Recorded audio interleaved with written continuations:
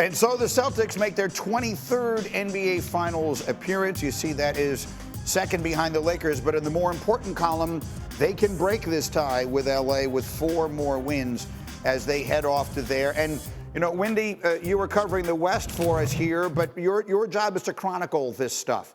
And we'll have 8 or 9 days now to dive into this. But Jayson Tatum is the one who's competing with ghosts here, right? Jayson Tatum is the one who's competing not just with Dallas or Minnesota should they make a miracle comeback, but he's competing with Larry Bird and he's competing with Bill Russell and the legends of Celtics past. So how would you answer the question at the bottom of the screen? What is at stake for Tatum entering the NBA Finals?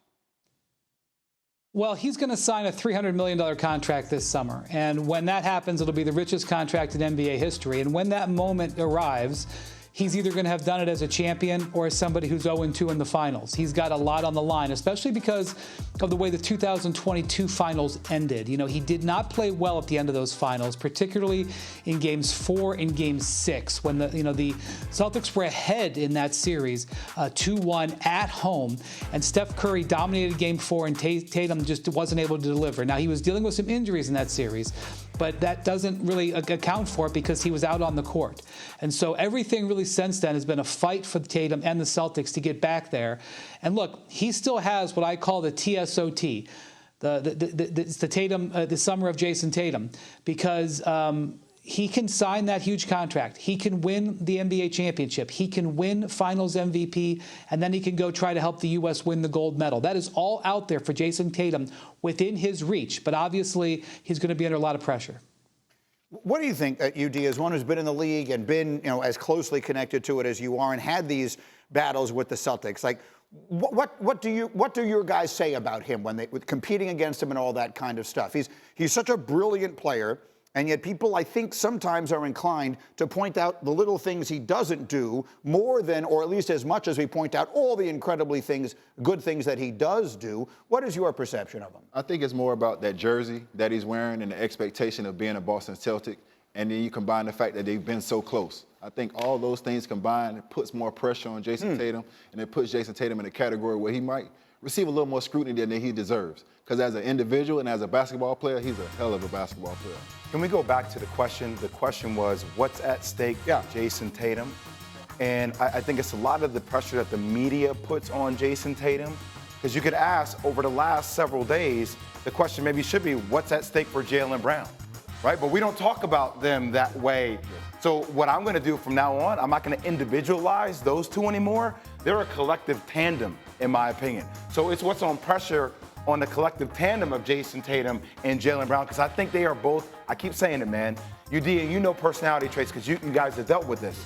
They're fire and ice. Yes. I think sometimes ice is good to have because it keeps everybody cool and calm, and other times you need a kick in the butt, and that's when Jaylen Brown is your fire. The other piece of this, and sometimes, reputations and perceptions never go away, and you know this better than anybody, when he was at Duke, he was the chosen one, right? He was the one. I remember talking to Coach K leading up to the draft that year, the year that he was drafted, and Coach K said, no, he carried us. He carried that Duke team that won an ACC tournament championship. He said to me, he's going to be an NBA star. So this has been, not that Jaylen Brown wasn't a terrific college player, but he wasn't anywhere near as well. He didn't come in nearly as well known as Jayson Tatum is. This has been with him since his 1 year at Duke. It has, but it's like also this week, and we've had it on First Take with Stephen A. Smith and Kendrick Perkins, where the conversation was like, who's the best player? And I'm like, I'm not talking about them that way because they said it was both Jaylen Brown. I'm like, but this dude was averaging 30, 10, and 6. Yes. 30, 10, and 6, but we're going to diminish him that way to say who's better than the other when we shouldn't be doing that. There's a weight on his shoulders. Yes. It clearly is. There's nothing you can say that's going to take the weight off his shoulders. The expectations come when you're the best player on the Boston Celtics, when you are carrying those numbers that you're talking about, the performances, and when you've already been to a finals once and didn't really shine in the big light, like you did not. That is something that now people are waiting. Okay, when is that going to happen? And if he can win a championship this year, what's at stake? The weight comes off. The wallet gets heavier, but the weight comes off his shoulders, and that's going to mean everything to him. It does change your perception as an NBA superstar when you win a championship, and to your point, particularly in Boston. So we'll see. And Jay Will, no one does touchscreens better than you do. I want you to show us what makes this duo so difficult to stop. I'm going to do that, but I'm also going to hijack this whole system a little bit because I need to point out, and UD is going to cringe on this, how bad our guy Anthony Edwards is here defensively. Okay, so bear with me. So obviously we see the whole situation occurring here. We see time on the clock, 13 seconds up on the shot clock. Obviously critical moment of the game, 104, 3:47 left. As the play develops, you're going to see Kyrie Irving start to go through. He's going to start to loop around through. Now watch Anthony Edwards here. This is the first person to watch. Plays developing, my man turns his back to the damn ball. What are we doing, Greeny? What are we doing? What is he looking at? Turns his back to the ball, and as you see the play coming up, look at him. He's pointing down here to his man, to Mike Conley on the switch. He's not even paying attention to what's occurring up here on the play. Okay, so play develops, and watch. Luka sees it, boom. Now you can first pass here on the pass. He sees it, he's gonna hit it. As he hits it, play comes up, boom. Here it comes here, and now watch. You're gonna see Conley have to recognize that he's gonna get out to the shooter. What the hell is Anthony Edwards looking at? Where's the play? He's looking over here. What is he looking at? He's not even looking at. Not even in a stance. I mean, you got it. He's not even in a stance off the ball right now. So as the ball rotates, and you're gonna have to watch Anthony Edwards recover here, and it's too late. Boom, play's already gone. My man is still in the paint, Greeny. Yeah. He's still in the paint. The ball's gonna be rotated over here. It's done. Bucket done. It's those kind of mishaps for Anthony Edwards. You're like, what are you doing? Critical moment of the game. Okay, another one. High ball screen. UD, let me ask you. Come in the screen here. Give us out. Bring us out. Bring us out from the screen. Okay, we're in a ball screen. Yes. Time situation, 13 seconds left on the shot clock. 105, you're down by 4. What kind of stance are you in if you're on a ball screen?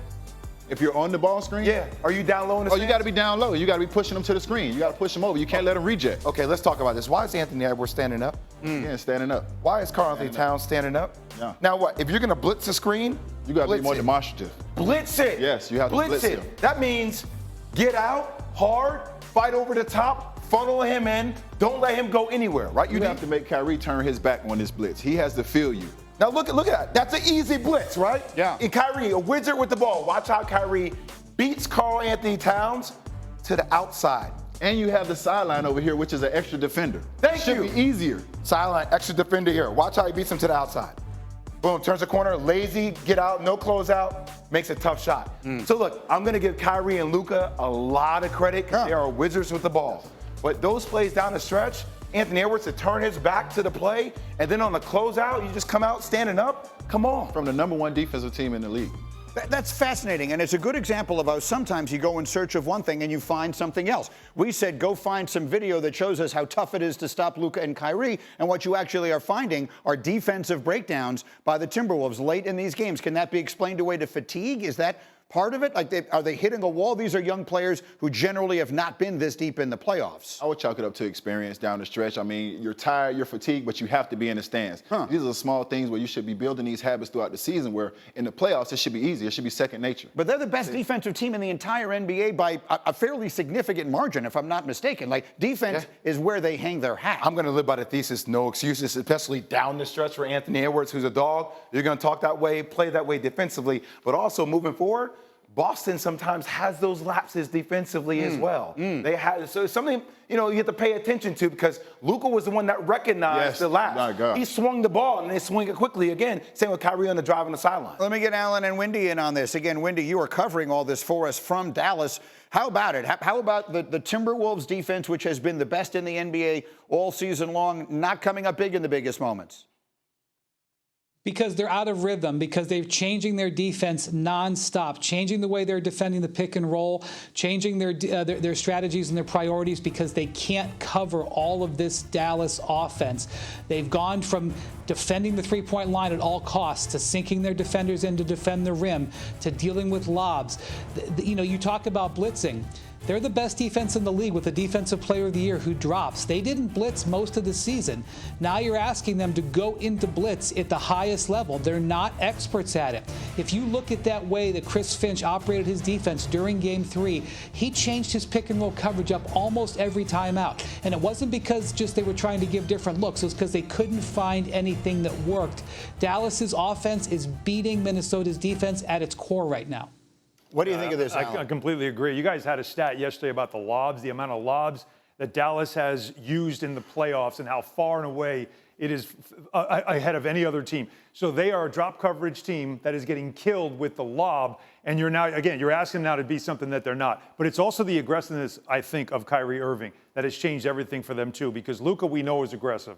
You add Kyrie to it now, you've got two sides of the court that you've got to handle. It's too much for this defense. And by the way, Greeny, like I said, Luka's the best pick and roll player there is in the league. Yeah. Because he's so tall and he's so big, even if you fight over the top, he keeps you on the high side. He bodies you out. So the big is just backpedaling, and it's always a 2-on-1 situation. Eventually, you got to make a decision. And if you get that late lob, after you get 2 of those lobs, now you start sinking in. Now you got the sprays, and now everybody's activated. Make a prediction. A year ago, essentially today, your Miami Heat were up 3-0 on the Celtics. Boston came all the way back and forced a Game 7. Is Minnesota going to survive tonight? Will they force at least a Game 5 in this series? I think they will force a Game 5. You do think they will? I feel like they got enough heart that they will force a Game 5. They've been and guess right. what? Yeah. You know how you get to 4? You got to win 1. Yeah. You got to start now. That's the point. I mean, they've been right there in every one of these games. We will see. I'm on fire.